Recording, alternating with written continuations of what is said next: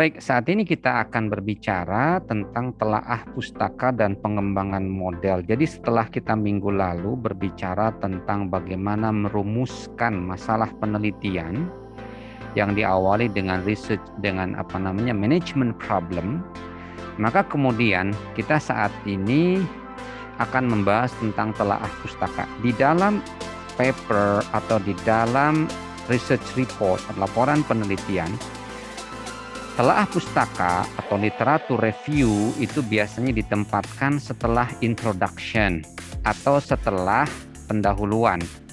Di dalam pendahuluan biasanya kita akan mencantumkan di sana latar belakang penelitian, kenapa penelitian ini perlu dilakukan, apa arti penting melakukan penelitian ini, dan kemudian kita akan tampilkan apa rumusan masalah, apa masalahnya yang akan kita jawab, dan kemudian setelah itu mungkin secara singkat kita akan menunjukkan kepada pembaca apa arti pentingnya adanya penelitian ini. Itu di dalam pendahuluan. Nah, setelahnya pendahuluan maka akan dilanjutkan di dalam paper itu dengan literatur review atau review literatur atau telaah pustaka. Dan dari telaah pustaka maka kemudian akan dimunculkan model penelitian atau conceptual framework, kerangka konseptual dari penelitian yang akan kita atau dari pembahasan dari paper yang akan kita sajikan. Oke. Selanjutnya, bahwasannya kita berbicara pengembangan teori. Ya. Penelitian dasar dalam bidang manajemen memiliki sebuah ciri khas, yaitu kontribusinya pada ilmu pengetahuan. Contribution to the body of knowledge. Jadi biasanya ya dominannya dalam penelitian manajemen outputnya atau luarannya adalah adanya kontribusi terhadap ilmu pengetahuan dalam bidang ilmu manajemen. Oke, ya.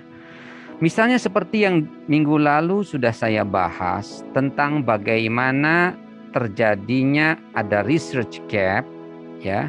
Dan ada theory gap, ada kesenjangan penelitian dan ada kesenjangan teori. Ketika misalnya dari literatur atau pustaka-pustaka penelitian sebelumnya kita mengenali atau kita mengidentifikasi ada sebuah model atau ada sebuah penelitian atau ada sebuah rangkaian variabel yang itu belum pernah diteliti sebelumnya dan itu memiliki arti penting untuk kita teliti, maka kemudian kita lakukan penelitiannya, maka artinya kita memberikan kontribusi terhadap bangunan ilmu pengetahuan. Ya. Nah, proses pengembangan teori ataupun proses kita untuk menjawab atau untuk merespon terhadap adanya teori gap atau kesenjangan teori ataupun kesenjangan penelitian sebelumnya itu sangat-sangat penting sekali kita melakukan telaah pustaka. Jadi telaah pustaka itu sangat-sangat penting untuk kita lakukan agar kita bisa melakukan pengembangan teori atau kita bisa melakukan tadi merespon secara tepat research gap tadi. Harus banyak menelaah pustaka. Makanya yang namanya reading, membaca dan membaca itu sangat penting sekali. Oke. Nah, sekarang kalau misalnya yang kita jadikan sasaran itu adalah pengembangan teori atau sub-sub teori, maka pernyataan pertama yang muncul adalah apa yang dimaksud dengan teori.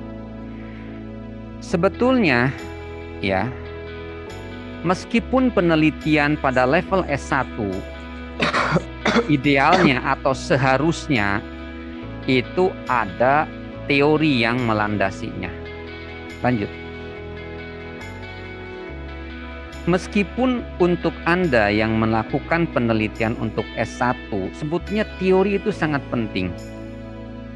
Ketika Anda misalnya ingin meneliti bagaimana pengaruh antara kompensasi ya dalam ilmu MSDM, kompensasi dan kemudian penilaian kinerja terhadap kinerja dari karyawan atau persepsi karyawan terhadap kompensasi dan persepsi karyawan terhadap misalnya lingkungan kerja, ya, dua aspek itu terhadap kinerja, maka sebetulnya tetap perlu adanya teori.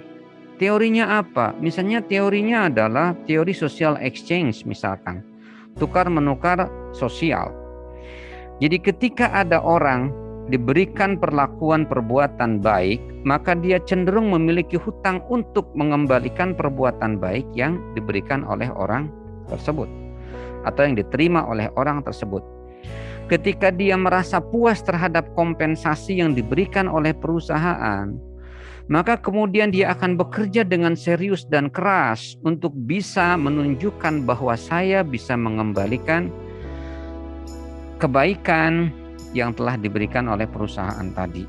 Maka itulah yang namanya social exchange theory. Teori tukar-menukar sosial. Nah, teori tukar-menukar sosial ini bisa untuk menjelaskan kenapa kompensasi itu bisa berpengaruh terhadap kinerja. Itu diantaranya. Artinya, sekali lagi, teori itu penting untuk menjelaskan kenapa X1 bisa berpengaruh terhadap Y, X2 bisa berpengaruh terhadap Y. Kenapa bisa berpengaruh seperti itu? Maka teori kemudian bisa menjelaskannya. Apa itu teori? Teori adalah a coherent set of general propositions used to explain the apparent relationship among certain observed phenomena. Teori adalah proposisi atau pandangan umum atau seperangkat pandangan umum yang sifatnya koheren. Koheren itu artinya dia saling kait-mengkait. Yang digunakan untuk menjelaskan, used to explain the apparent relationship. Yang digunakan untuk menjelaskan ya hubungan yang tampak di antara fenomena yang bisa diawasi. Seperti itu. Jadi teori itu adalah semacam sebuah pandangan yang sifatnya tuh umum. Proposisi. Proposisi itu semacam sebuah ungkapan tetapi ungkapan itu memiliki aspek-aspek, memiliki dua aspek yang saling terkait. Nanti dijelaskan proposisi itu apa. Sekarang katakanlah proposisi itu pandangan saja terlebih dahulu. Jadi teori adalah pandangan yang sifatnya umum, ya, satu seperangkat pandangan yang sifatnya umum dan koheren. Koheren itu satu sama lain saling terkait, yang digunakan untuk menjelaskan hubungan yang nampak di antara fenomena yang diamati. Contoh misalkan teori tentang pertukaran sosial. Teori tentang pertukaran sosial itu mengatakan bahwa sesuatu perbuatan baik yang diberikan atau yang dedikasikan kepada seseorang, maka akan memunculkan rasa kewajiban dari orang yang mendapatkan perbuatan baik itu untuk memberikan balas budi terhadap orang yang atau terhadap pihak yang memberikan kebaikan tersebut. Itu namanya teori social exchange atau pertukaran sosial. Itulah proposisi yang sifatnya umum, seperangkat ungkapan tetapi saling terkait satu sama lain untuk menjelaskan hubungan di antara fenomena yang bisa diamati. Fenomenanya apa? Fenomenanya ada orang yang berbuat baik, ada orang yang menerima perbuatan baik. Orang yang menerima perbuatan baik maka akan cenderung memiliki hutang untuk membayar kebaikan orang yang berbuat baik tersebut. Itu namanya teori pertukaran sosial. Itulah teori yang merupakan a coherent set of general propositions used to explain the apparent relationship among certain observed phenomena. Begitu. Pengembangan teori dilakukan dengan pengembangan proposisi dan hipotesis yang pada gilirannya akan menghasilkan sumbangan baru pada teori. Ini memang kajiannya kajian untuk katakanlah mahasiswa yang lebih tinggi ya, S2 ataupun S3. Jadi ketika ada sebuah teori ya, dan kemudian teori itu ternyata tidak bisa menjawab sebuah fenomena, tidak bisa menjelaskan sebuah kenyataan, maka kemudian perlu adanya kemunculan teori baru untuk menjelaskan fenomena yang terjadi di lapangan. Begitu.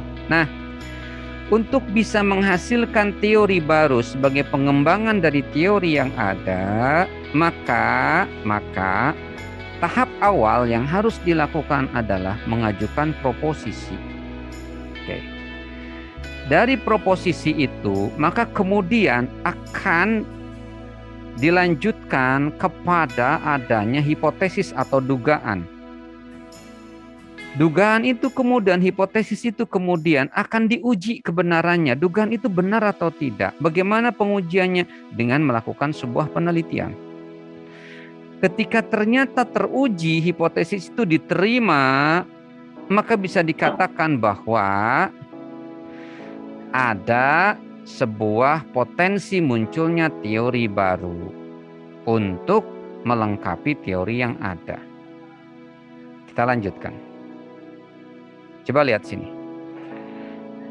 Proposisi adalah pernyataan tentang sifat dari realita. Jadi proposisi adalah pernyataan tentang sifat atau karakteristik dari realita. Proposisi dapat diuji kebenarannya jika proposisi sudah dirumuskan sedemikian rupa dan sementara diterima untuk diuji kebenarannya, maka proposisi tersebut disebut hipotesis. Dalam ilmu sosial, proposisi biasanya merupakan pernyataan antara dua atau lebih konsep. Contoh, tingkat modernitas suami istri adalah salah satu faktor penentu perilaku kontraseptif mereka.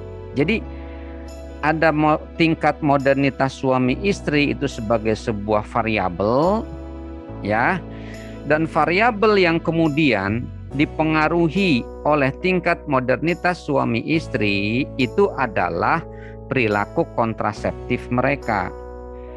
Artinya proposisi ini ada dua konsep. Konsepnya apa? Tingkat modernitas suami istri. Yang kedua, faktor penentu perilaku kontraseptif. Itu ada dua. Tingkat modernitas suami istri itu konsep yang pertama. Konsep yang kedua adalah faktor penentu perilaku kontraseptif. Itu faktor yang kedua. Oke. Dua hal ini, dua konsep ini kemudian membentuk sebuah proposisi ketika kedua hal ini merupakan sesuatu yang bisa diuji kebenarannya dan memiliki hubungan. Bagaimana hubungannya? Hubungannya begini. Tingkat modernitas suami istri merupakan salah satu faktor penentu perilaku kontraseptif. Artinya, perilaku kontraseptif suami istri itu ditentukan oleh tingkat modernitas dari si suami dan istri tersebut. Itulah namanya proposisi. Jadi proposisi ini adalah pernyataan tentang sifat dari realita, dapat diuji kebenarannya, oke? Dan kemudian terdiri dari dua atau lebih konsep. Oke. Biasanya proposisi itu memiliki hubungan seperti hubungannya di dalam hipotesis. Ada hubungan timbal baliknya. Ada hubungan yang sifatnya saling mempengaruhinya. Contoh ini, tingkat modernitas suami istri merupakan faktor penentu. Artinya faktor yang mempengaruhi perilaku kontraseptif mereka. Semakin modern suami istri, maka Perilaku terkait dengan penggunaan kontrasepsi untuk merencanakan kehamilan dari istri itu lebih tinggi. Semakin tinggi, semakin modern pasangan suami istri, maka semakin tinggi peluang mereka untuk, maka semakin intens perilaku kontraseptif mereka. Begitu. Proposisi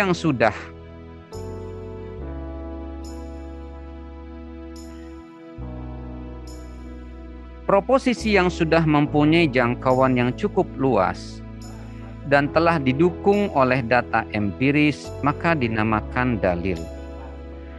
Ketika proposisi ini, ya, seperti tadi ya, tingkat modernitas suami istri itu merupakan faktor penentu perilaku kontraseptif mereka. Perilaku kontraseptif itu mungkin bisa jadi mereka lebih cenderung untuk membatasi jumlah anak, seperti itu. Itu kan dalam keseharian kita bisa melihat semakin modern suami istri berkarir, maka mungkin dia dalam hal mempunyai anak mereka lebih sedikit, lebih terprogram daripada suami istri yang sifatnya masih konvensional, masih tradisional, tinggal di daerah-daerah rural area, seperti itu. Nah, kembali lagi begini. Jadi gini, ketika kita hendak menyusun sebuah teori, coba lihat ke sini. Observasi objek atau peristiwa, ini realitas, kemudian tingkat abstraksi. Pertama, konsep itu adalah hal yang paling abstrak, ini yang paling bawah ini konsep. Konsep itu apa sih konsep? Mungkin bisa di ini. Ya, ini adalah definisi konsep. Konsep adalah sebuah ide yang sifatnya umum tentang sekelompok dari objek, atribut, kejadian, atau proses yang sudah diberikan nama. Jadi konsep itu atau konstruk itu adalah ide yang sifatnya sudah digeneralisasi. Ide yang sifatnya sudah digeneralisasi tentang sekelompok objek, atribut, atau kejadian, atau proses yang sudah diberikan nama. Atau misalnya ini, konsep adalah sebuah ide yang sudah digeneralisasi tentang sebuah atau sekelompok objek, abstraksi dari unit dasar untuk pengembangan teori. Misalnya, ya, konsep tentang apa? Misalkan kita berbicara tentang konsep manajemen SDM, oke? Maka konsep manajemen SDM itu adalah ide yang sudah digeneralisasi tentang sekelompok objek. Objeknya itu apa? Objeknya itu adalah tentang SDM, begitu, tentang SDM, begitu. Maka kita katakan konsep manajemen SDM. Oke. Jadi seperti itu. Nah, contoh yang lain misalnya yang kemudian bisa kita lanjutkan kepada proposisi dan kemudian terhadap teori. Contoh misalnya yang sudah saya jelaskan di minggu lalu. Saya ingin mengembangkan teori baru. Mungkin Anda semua masih ingat tentang teori CEO altruism yang sekarang saya sedang kembangkan teori tersebut. Teori tersebut itu muncul dari konsep, pasti dari konsep. Apa itu konsepnya? Konsepnya adalah tentang adanya altruisme. Oke. Altruisme dari pimpinan perusahaan. Itu muncul dari konsep altruisme.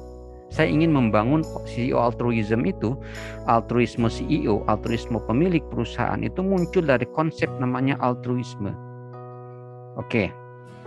Konsep itu tadi kan sebuah ide yang digeneralisasi tentang sebuah objek. Oke. Altruisme itu adalah sebuah ide tentang mereka orang-orang yang berpikir untuk kebaikan orang lain. Oke, itu namanya altruisme. Jadi altruisme itu adalah ide, adalah semacam konsep yang menggambarkan tentang orang-orang yang berpikir untuk kebaikan orang lain, untuk kepentingan orang lain, untuk interest orang lain, seperti itu. Nah, konsep itu kemudian ya saya gabungkan dengan konsep lain. Apa itu konsep lainnya? Konsep lainnya begini. Di antaranya adalah kepuasan kerja. Oke, saya punya dua konsep. Ada altruisme, ada kepuasan kerja. Itu dua konsep. Oke. Dari hasil penelitian saya pada permulaan saya melakukan riset untuk disertasi saya mengajukan semacam proposisi. Apa itu proposisi? Bahwa ketika seorang direktur utama atau pemilik perusahaan itu banyak melakukan altruisme, perilaku membantu, berpikir untuk kepentingan anak buahnya, maka itu bisa mempengaruhi kepuasan kerja dari karyawan. Oke, itu adalah proposisi saya. Oke. Proposisi ini ya yang sudah saya rumuskan itu, maka kemudian perlu diuji. Ya. Nah ini coba, jika proposisi sudah dirumuskan sedemikian rupa dan sementara diterima untuk diuji kebenarannya, maka proposisi tersebut disebut hipotesis. Oke.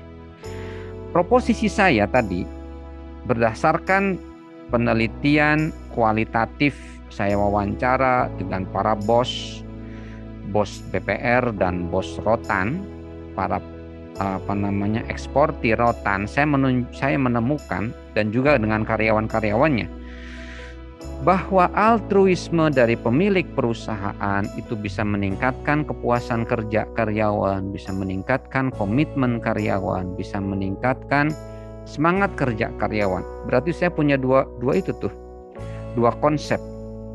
Altruisme dari pimpinan atau CEO altruism dengan dengan kepuasan kerja karyawan.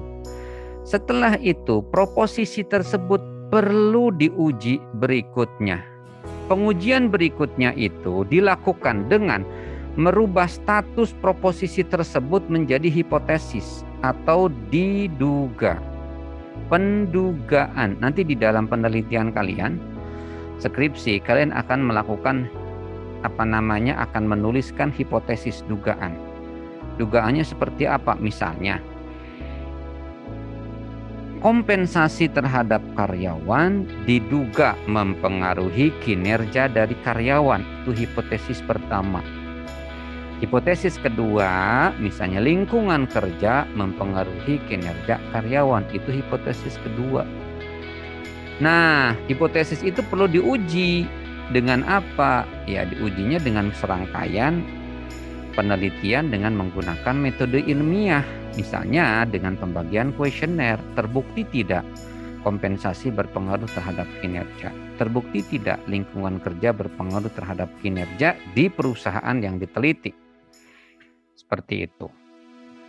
Nah, kemudian proposisi yang sudah tadi saya sampaikan tadi, maka kemudian saya akan uji kebenarannya di dalam sebuah penelitian kuantitatif, di mana kemudian saya mengajukan hipotesis bahwa altruisme dari CEO, perilaku menolong dari CEO itu Chief Executive Officer atau direktur utama atau pemilik perusahaan lah. Altruisme dari CEO itu memiliki hubungan atau berpengaruh terhadap kepuasan kerja karyawan. Itulah kemudian menjadi hipotesis. Ketika hipotesis itu saya ujikan di lapangan dengan membagikan kuesioner kepada sekian ratus karyawan dengan alat ukur yang sudah saya uji, yang sudah saya analisa berdasarkan literatur dan alat ukur untuk mengukur persepsi karyawan terhadap altruisme dari CEO, dan kemudian itu sudah menjadi alat ukur yang baku dan kuat, valid dan reliable, ya. Maka kemudian saya gunakan alat ukur itu dan ternyata apa yang saya duga hipotesis itu terbukti ada hubungan yang kuat, maka saya akan katakan bahwa teori CEO altruism itu bisa berpengaruh terhadap kinerja karyawan itu terbukti. Maka saya kemudian bisa mengatakan bahwa teori saya itu bisa terbukti di dalam melalui sebuah penelitian. Jadi seperti itu. Ketika kita ingin membangun sebuah teori dari konsep, proposisi, sebetulnya di sini harusnya ada lagi konsep, proposisi, kemudian ada hipotesis dan ada teori. Jadi ini ada bekerja dengan konsep. Konsep adalah bla bla bla bla, udah saya jelaskan tadi bahwa level abstrak itu adalah konsep terlebih dahulu. Level empirik itu observasi objek atau peristiwa. Jadi konsep tadi, konsep tentang CEO altruism, kepuasan kerja, dan seterusnya, itu akan kita buktikan di dalam realita di lapangan dengan melakukan kajian atau dengan melakukan penelitian. Dan dari penelitian itu kemudian akan membuktikan apakah konsep tadi itu bisa berpengaruh satu sama lain dan kemudian akan memunculkan kembali konsep baru. Di sini ada di bawah ini gambar hipotesis sebagai padanan empiris dari proposisi bahwa konsep A ya reinforcement itu bisa berpengaruh terhadap konsep B atau habits kebiasaan atau sebaliknya kedua-duanya bisa saling mempengaruhi. Lanjut. Coba dilihat bagaimana proses telaah pustaka. Oke ya. Ketika Anda melakukan telaah pustaka, ketika Anda membaca literatur penelitian sebelumnya, maka yang perlu Anda lihat adalah bahwasanya literatur review itu merupakan cara untuk menemukan apa yang selayaknya diteliti. Apa sih yang perlu diteliti? Kira-kira penelitian ini apa sih manfaatnya? Manfaat untuk apa, Pak? Manfaat untuk pengembangan ilmu pengetahuan dan manfaat untuk pengembangan manajerial. Untuk pengembangan perusahaan. Kira-kira apa sih arti pentingnya kita meneliti pengaruh antara persepsi terhadap keadilan perusahaan terhadap misalkan kinerja karyawan. Apa sih arti pentingnya? Layak nggak ini untuk diteliti? Apa manfaatnya buat perusahaan? Apa manfaatnya buat pengembangan ilmu pengetahuan? Itulah yang kemudian harus kita jawab ya. Salah satunya adalah dengan review literatur, mengkaji literatur. Seperti itu. Misalnya kita ingin ya, kita tertarik untuk mengkaji tentang bagaimana keadilan perusahaan atau keadilan organisasional. Setelahnya kita baca tentang konsep keadilan organisasional yang terdiri dari keadilan distributif terkait dengan masalah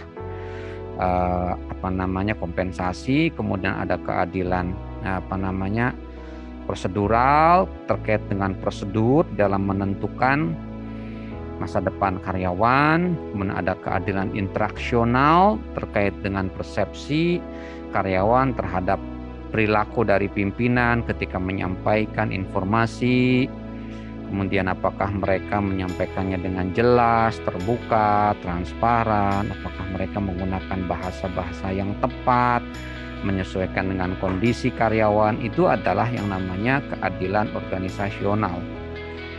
Ketika kita sudah membaca konsep keadilan organisasional, maka kemudian bisa jadi kemudian kita berpikir, oh keadilan organisasional ini perlu dan layak untuk diteliti. Bagaimana pengaruhnya terhadap kinerja karyawan? Kenapa? Karena kalau kinerja karyawan itu bisa meningkat, oh perusahaan bisa untung. Salah satu hal yang akan menjadikan karyawan itu kinerjanya meningkat ketika merasa bahwa perusahaan itu memperlakukan karyawan secara adil. Oh, kalau begitu penting dong melakukan penelitian tentang sejauh mana peran dari persepsi karyawan terhadap keadilan organisasional terhadap kinerja karyawan tersebut. Seperti itu. Maka kemudian kita mengatakan, oh itu ada kepentingan kita untuk melakukan penelitian tentang arti pentingnya keadilan organisasional di dalam perusahaan. Ketika kemudian kita lakukan penelitiannya terhadap karyawan, dengan membagikan kuesioner kepada karyawan tentang bagaimana persepsi mereka, pandangan mereka terhadap keadilan perusahaan di mana mereka bekerja, dan kemudian kita minta kepada karyawan untuk menilai kinerja mereka, dan ternyata setelah dilakukan analisa secara statistik, dari 100 karyawan menunjukkan bahwa ada pengaruh keadilan perusahaan, keadilan organisasional terhadap kinerja karyawan, maka kita kemudian bisa mengatakan pada perusahaan tersebut, mohon atau tolong bapak-bapak yang bekerja yang sebagai pimpinan di perusahaan ini, berlakulah adil kepada karyawan, karena itu bisa mempengaruhi kinerja karyawan. Bagaimana dimensi-dimensi dari berperilaku adil? Dimensinya diantaranya adalah keadilan distributif terkait dengan pendapatan karyawan, ada keadilan prosedural, dan ada keadilan interaksional. Itulah yang dinamakan bahwa literatur review itu untuk menemukan apa yang selayaknya diteliti. Ya. Jadi kita bisa mengatakan bahwa ini adalah layak diteliti atau tidak ketika kita sudah membaca literatur. Ketika kita sudah membaca penelitian sebelumnya, ketika kita sudah membaca buku yang menunjukkan bahwa misalnya keadilan organisasional itu penting untuk kemajuan perusahaan. Bagaimana keadilan organisasional bisa mempengaruhi kemajuan perusahaan? Melalui apa? Melalui bahwasanya ketika perusahaan itu adil kepada karyawan, maka karyawan bisa jadi merasa puas terhadap pekerjaannya dan kemudian dia bisa berkinerja dengan baik. Dengan karyawan berkinerja dengan baik, maka perusahaan bisa untung. Itu diantaranya. Yang berikutnya, telaah pustaka yang intens akan membantu peneliti menemukan masalah dari research gap. Oke, seperti yang saya gambarkan minggu lalu, bahwa ada misalkan penelitian yang meneliti, sudah banyak penelitian meneliti tentang X1 terhadap Y, X2 terhadap Y, tetapi belum ada penelitian X1 terhadap Y, X2 terhadap Y yang dimoderasi oleh satu variabel Z namanya. Belum ada. Maka itulah namanya kesenjangan di dalam penelitian. Maka kemudian kita bisa melakukan penelitian itu karena ada research gap. Teori gap teori yang saya jelaskan di minggu lalu, bahwa ada perilaku-perilaku yang positif di perusahaan tetapi itu belum dirumuskan dalam sebuah teori. Kemudian literatur review untuk mengembangkan teori berbasis pada teori dan temuan penelitian yang ada. Telaah pustaka menuntun peneliti melihat status perkembangan dari sebuah konsep, mengembangkan proposisi baru, menyusun model teoretikal dasar kerangka pemikiran teoritis baru untuk memecahkan masalah penelitiannya serta menghasilkan hipotesis dan model penelitian empiriknya. Jadi literatur review tadi selain untuk kita menemukan adanya masalah yang layak diteliti, untuk menemukan research gap, teori gap, maka literatur juga akan membantu kita mengembangkan teori berbasis pada teori dan temuan penelitian yang sudah ada. Seperti saya mengembangkan teori tentang CEO altruism, maka saya berbasiskan kepada teori yang sudah ada, apa itu diantaranya teori social exchange, tukar-menukar sosial. Di antaranya kepada teori sebelumnya, apa itu tentang OCB, Organizational Citizenship Behavior.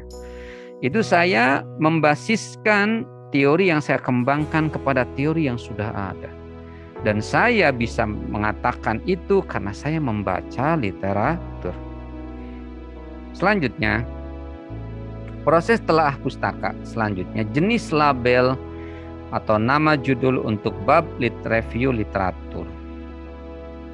Kalau untuk jenjang diploma, maka disebutkan sebagai landasan teori. Mahasiswa atau peneliti diminta untuk memberikan landasan teori berupa penyajian teori dalam garis besarnya yang dipakai sebagai pijakan dasar untuk mengembangkan model penelitiannya. Dengan demikian pembaca memahami bahwa model yang digunakan dalam penelitian tersebut memiliki dasar teoritis yang baik dan kuat. Bab 2 penelitian seperti ini diberi judul landasan teori. Judul ini biasanya digunakan untuk penelitian-penelitian kebijakan atau policy research. Jadi untuk diploma 1, 2, 3, dan 4, maka biasanya judul di dalam skripsinya atau laporan akhirnya itu adalah landasan teori. Artinya begini, ketika misalnya mahasiswa di level diploma itu ingin meneliti pengaruh X1 dan X2 terhadap Y, maka perlu ada landasan teorinya yang mendukung, yang mensupport, yang melegitimasi bahwa X1 itu bisa mempengaruhi terhadap Y dan X2 itu bisa mempengaruhi terhadap Y. Begitu. Sementara kalau untuk level 1, strata 1 disebutnya sebagai tinjauan pustaka. Oke. Mahasiswa diminta untuk memberikan sebuah tinjauan atas teori yang relevan dengan penelitiannya. Pohon ilmu atau pohon teori digunakan sebagai dasar untuk merencanakan pemecahan masalahnya. Tinjauan pustaka dilakukan terhadap parent disiplin, yaitu deskripsi atas sebuah pohon ilmu atau bidang ilmu yang secara langsung berhubungan dengan model penelitian yang dikembangkan. Deskripsi mana mampu menghasilkan kesimpulan yang logis sebagai jawaban terhadap masalah penelitian dan pertanyaan penelitian yang diajukan. Kesimpulan tersebut adalah hipotesis yang akan diajukan dan diuji dengan data empiris. Bab 2 penelitian ini diberi judul dengan tinjauan pustaka. Jadi begini misalnya, ya.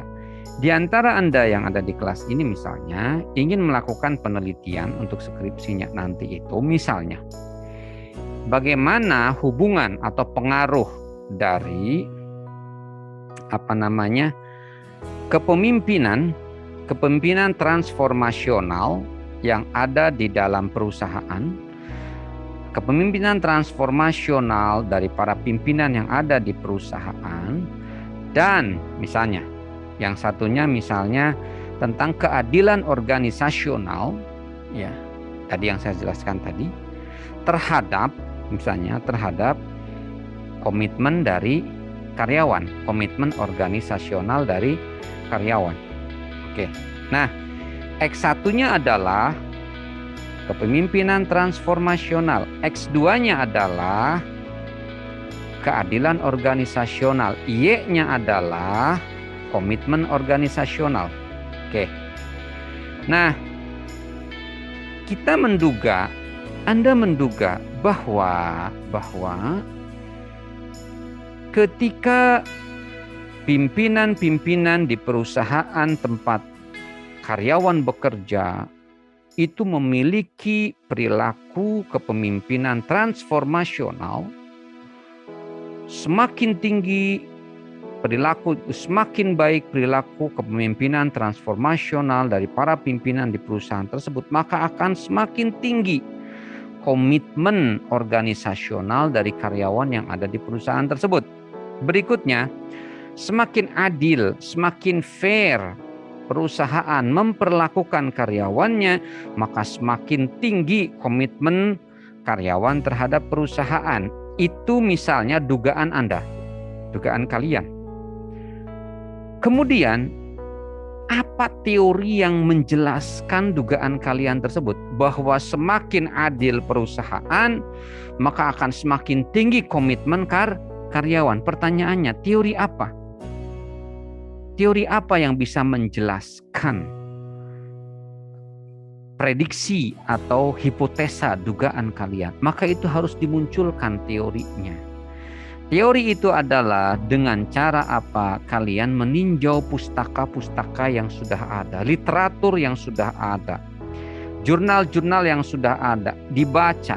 Kira-kira teori apa nih yang pas untuk menjelaskan bahwasannya semakin adil perusahaan, semakin tinggi komitmen karyawan terhadap perusahaan. cari teorinya. Dan ternyata mungkin salah satu teorinya adalah teori pertukaran sosial. Ketika perusahaan itu memberikan kontribusi kepada karyawan berupa keadilan dalam penentuan gaji, kan diberikan gaji yang mencukupi, prosedur ketika menentukan kebijakan karyawan dilaksanakan dengan baik, komunikasi dibangun dengan baik kepada karyawan, maka karyawan akan semakin memiliki rasa berhutang kepada perusahaan itu, sehingga karyawan semakin komit terhadap pekerjaan di perusahaan tersebut. Maka itu adalah teorinya adalah social exchange atau pertukaran sosial. Maka itu bisa menjawab, itu bisa menjelaskan hipotesis yang kalian kembangkan. Itu misalkan contoh di dalam manajemen SDM. Di dalam contoh yang lain pun ada. Di dalam marketing, di dalam keuangan yang kebetulan saya tidak mengkajinya. Nah, itu tinjauan pustaka. Jadi tinjauan itu meninjau pustaka-pustaka yang ada, dan kemudian ada beberapa teori, dan teori kita ambil salah satu teori. Sekarang untuk jenjang S3, S2 dan S3, mahasiswa diminta untuk melakukan telaah kritis terhadap berbagai teori dan hasil penelitian yang relevan dengan masalah dan masalah penelitian yang diajukannya. Telaah pustaka ini diarahkan untuk menghasilkan paling sedikit 2 sasaran, yaitu serangkaian proposisi yang digunakan untuk membangun proposed grand theoretical model atau model teoretikal dasar, dan yang kedua adalah serangkaian hipotesis yang dikembangkan untuk memperjelas proposisi dan grand theoretical model yang kemudian dinyatakan dalam kerangka pemikiran teoritis atau model penelitian empirik. Pada bab 2 penelitian ini diberi judul telaah pustaka dan pengembangan model atau telaah pustaka dan pengembangan hipotesis. Jadi kalau untuk S2 dan S3 istilahnya bukan tinjauan pustaka, tapi telaah pustaka. Jadi literatur yang sudah ada ditelaah secara kritis, kelemahan-kelemahan teori, kelemahan-kelemahan dari penelitian sebelumnya, kelemahan dari proposisi yang ada, dan itu kemudian bisa menggiring dengan mengkritik teori-teori tersebut, menggiring untuk menghasilkan pengajuan terhadap model teoretikal yang baru. Seperti saya misalkan, saya mengkritik adanya teori OCB. Kenapa? Teori Organizational Citizenship Behavior atau perilaku kewargaan perusahaan dari karyawan. Perilaku kewargaan perusahaan itu bagaimana sih Pak? Perilaku kewargaan perusahaan itu perilaku dari karyawan yang banyak melakukan pekerjaan yang sifatnya dia itu volunteer gitu loh, atas kemauan sendiri, kebijaksanaan sendiri, bukan bagian job desk dia, tetapi dia dengan senang hati melakukannya untuk kemajuan perusahaan. Itu namanya perilaku kewargaan perusahaan. Contoh misalkan begini, kalian kerja di perusahaan, ketika pulang tidak ada kewajiban kalian misalkan untuk ngelap-ngelap meja, tidak ada kewajiban untuk misalkan nyapu-nyapu dulu kantor, tapi kalian melakukannya dengan kemauan sendiri. Itu namanya perilaku OCD. Kalian tidak ada keharusan misalkan untuk menawari teman yang lainnya, perlu bantuan saya? Enggak, saya lagi free nih. Tidak ada kewajiban begitu, tetapi kalian melakukannya. Itu namanya perilaku OCB, Organizational Citizenship Behavior. Tidak ada kewajiban pulang dari kantor matiin lampu, matiin AC, karena sudah ada misalkan OB yang melakukannya dan itu adalah kewajiban mereka misalnya, tapi kalian melakukannya, maka itu adalah perilaku OCB. Jadi perilaku diskresi, perilaku kebijaksanaan. Nah, saya membangun teori CEO altruism ini dengan terlebih dahulu mengkritisi teori OCB. Kenapa? Teori OCB itu hanya diterapkan kepada karyawan yang rajin. Jadi teori itu hanya bercerita tentang perilaku karyawan aja, tidak bercerita tentang tentang perilaku pimpinan, tidak bercerita tentang perilaku direktur utama, tidak. Dia bercerita tentang perilaku karyawan.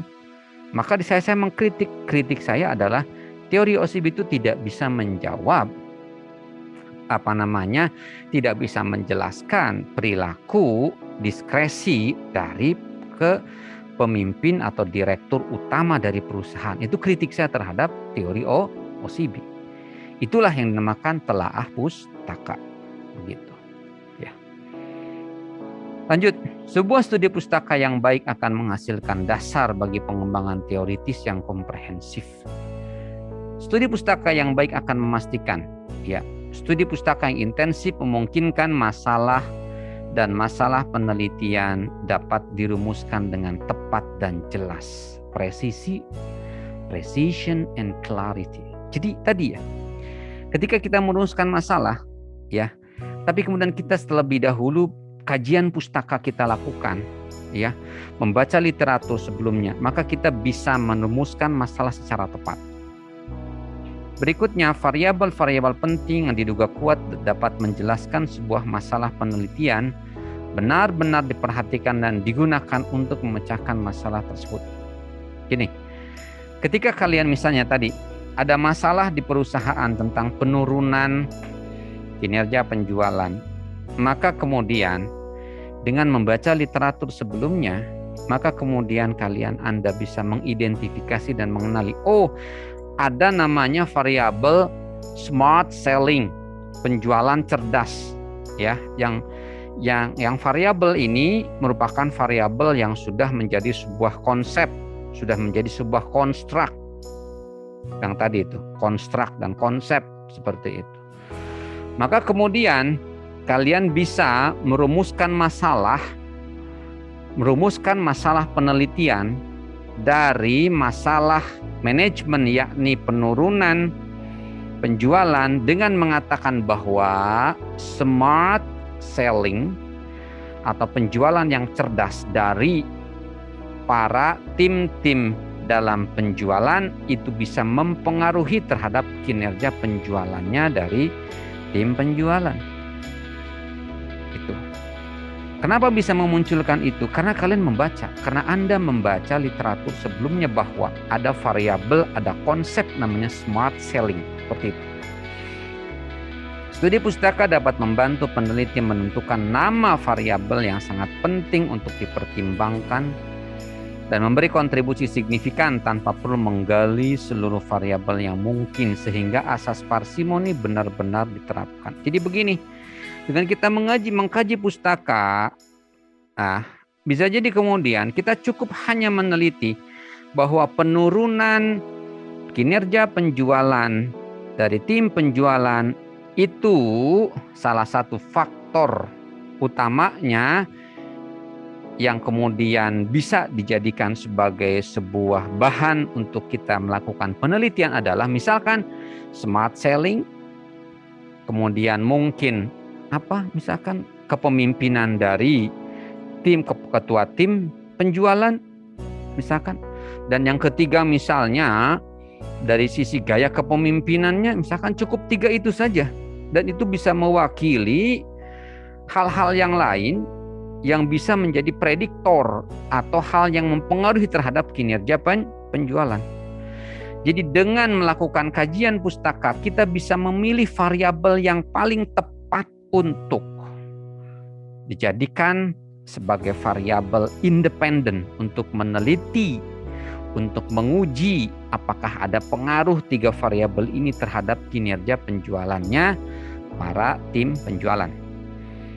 Menghindarkan peneliti dari fenomena reinventing the wheel, di mana peneliti membuang-buang waktu dan energi pikiran untuk menemukan kembali apa yang sudah diketahui secara umum. Jadi dengan telaah pustaka jangan sampai kita membuang-buang meneliti sesuatu yang sudah pernah diteliti. Ini terutama penelitian dalam meneliti research gap atau theory gap.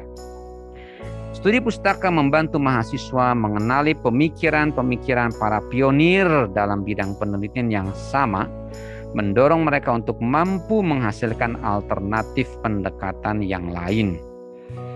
Contoh misalnya, di dalam kajian tentang MSDM, konsep OCB itu pertama kali diperkenalkan oleh Dennis Organ namanya.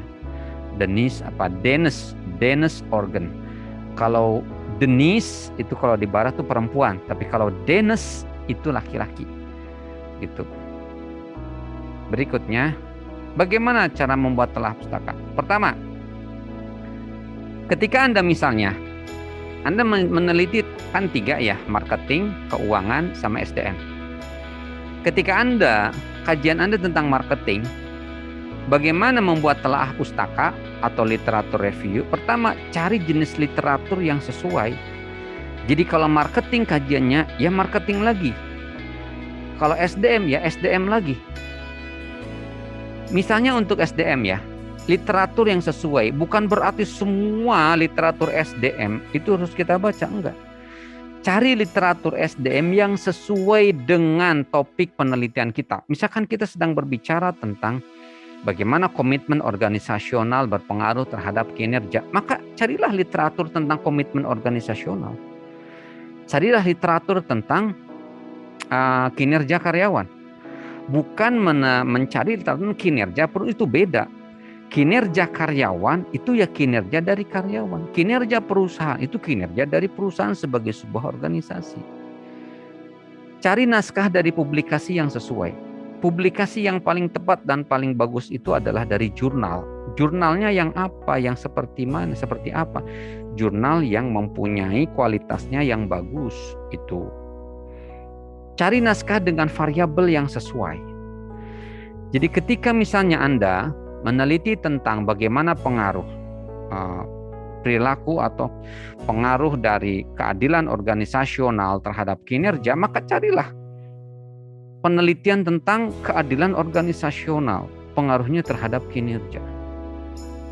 Bahaslah pemikiran ilmuwan atau peneliti yang dirujuk. Jadi begini, ketika sudah menemukan nih tentang bagaimana keadilan organisasional, maka di dalam telaah pustaka ya, bahaslah tentang bagaimana pemikiran para ilmuwan yang membahas tentang keadilan organisasional. Misalnya peneliti awal membahas tentang keadilan organisasional itu hanya membahas pada level karyawan di perusahaan besar. Sementara karyawan perusahaan kecil itu tidak dibahas. Itu misalkan salah satunya seperti itu. Lanjut. Ini satu sebelum terakhir ya. Proses dan konten telaah pustaka. Oke. Yang pertama, yang namanya melakukan telaah pustaka bukan meringkas buku atau meringkas artikel orang lain, tetapi membahas kelemahan ya. Ini catat baik-baik, mudah-mudahan Anda masih masih mendengarkan suara saya. Kelemahan penulisan orang-orang kita, orang Indonesia itu adalah banyak yang hanya menampilkan, mendeskripsikan, termasuk tulisannya skripsi mahasiswa. S1 yang saya sering baca itu, mahasiswa dari UGJ. Dia hanya menampilkan saja, meringkas saja, bahkan tidak meringkas. Definisi dari, katakanlah apa itu namanya, komitmen organisasional ini. Kemudian dimensinya ini, indikator, cuman membahas itu aja, cuman kayak meringkas atau mendeskripsikan saja. Tidak membahas, tidak mendiskusikan. Kalau mendiskusikan tuh begini misalnya, definisi komitmen organisasional menurut penulis A adalah bla bla bla bla bla. Namun menurut penulis B bla bla bla bla bla bla. Definisi kedua peneliti ini berbeda juga dengan definisi penulis ketiga yang mendefinisikan komitmen organisasi sebagai bla bla bla bla bla bla bla bla. Itu namanya mendiskusikan. Dari perbedaan ketiga penulis, ketiga ilmuwan di atas, maka bisa diambil kesimpulan bahwa yang namanya konsep komitmen organisasional itu memiliki variasi pandangan yang luas. Gitu, itu namanya mendiskusikan. Bukan misalkan sekedar definisi menurut penulis A, komitmen organisasional adalah kutip, ditebelin, kemudian tanda petik lagi.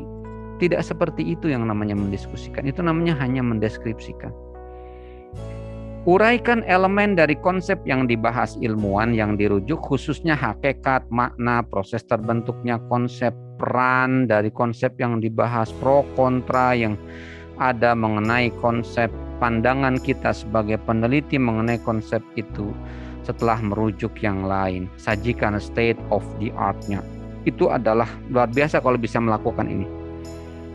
Elemen dari konsep yang dibahas ilmuwan, bagaimana makna, misalkan gini, kita menguraikan tentang makna komitmen organisasional. Komitmen organisasional itu kayak semacam apa ya, komitmen janji sebuah komit itu kan janji ya, karyawan bagaimana saya akan mengabdi kepada perusahaan. Nah, yang paling tepat kita jabarkan apa itu namanya komitmen organisasional. Oke. Bagaimana peran komitmen organisasional, bagaimana pro kontra terhadap pro kontra ilmuwan terhadap konsep komitmen organisasional. Kemudian pandangan kita, penting enggak sih komitmen organisasional bagi sebuah perusahaan itu seperti itu. Jadi ada dialektikanya, ada state of the art-nya, ada seni, ada dialognya seperti itu. Simpulkan yang ketiga, simpulkan hasil bahasan 2 atau lebih konsep menjadi sebuah proposisi dan hipotesis. Kemudian ya di dalam penelitian kita akan mengajukan hipotesis setelah gimana?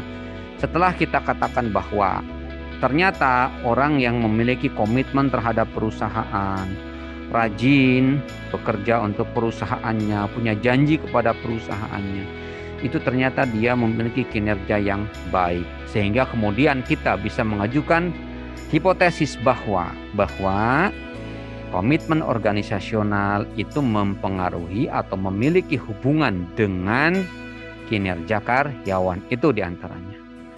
Gabungkan satu atau lebih proposisi dengan konsep teori yang lain menjadi sebuah grand theoretical model atau model teoretikal dasar, atau grand synthesis model sintesis dasar. Seperti tadi saya gabungkan antara konsep OCB, kemudian konsep social exchange theory, kemudian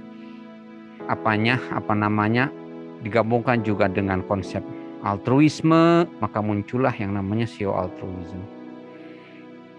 Sebuah grand theoretical model dibumikan menjadi sebuah empirical research model melalui pembahasan konsep dan hasil penelitian akan melahirkan hipotesis. Rangkaian hipotesis untuk menyelesaikan sebuah masalah dapat digambar menjadi sebuah model penelitian empirik atau empirical research model. Oke. Misalkan hipotesis A, kita mengatakan bahwa misalkan saya yang melakukan penelitian tentang sio-altruism, saya katakan bahwa sio-altruism itu memiliki pengaruh terhadap kepuasan kerja karyawan.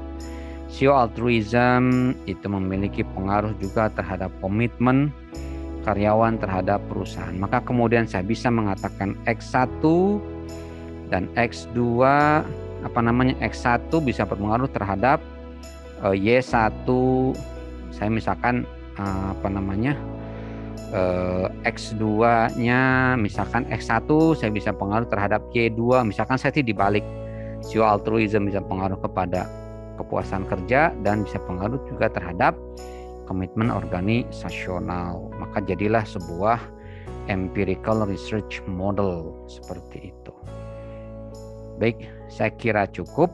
Mudah-mudahan apa yang saya sampaikan bisa diserap dan bisa dilaksanakan, dan bisa nanti di dalam melakukan telaah pustaka bisa secara tepat menerapkannya.